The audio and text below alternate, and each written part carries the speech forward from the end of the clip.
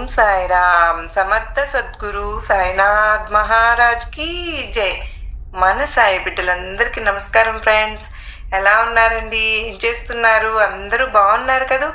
మన సాయినాథుని దయ వలన అందరూ బాగున్నారని, బాగుండాలని మనస్ఫూర్తిగా బాబావారిని కోరుకుంటూ ఆ సాయినాథుని కృప, కరుణ, కటాక్షములు మనందరిపైన నిండుగా మెండుగా ఉండాలి అని మనస్ఫూర్తిగా బాబావారిని వేడుకుంటూ ముందుగా అందరికీ కూడా గురువారం శుభాకాంక్షలు.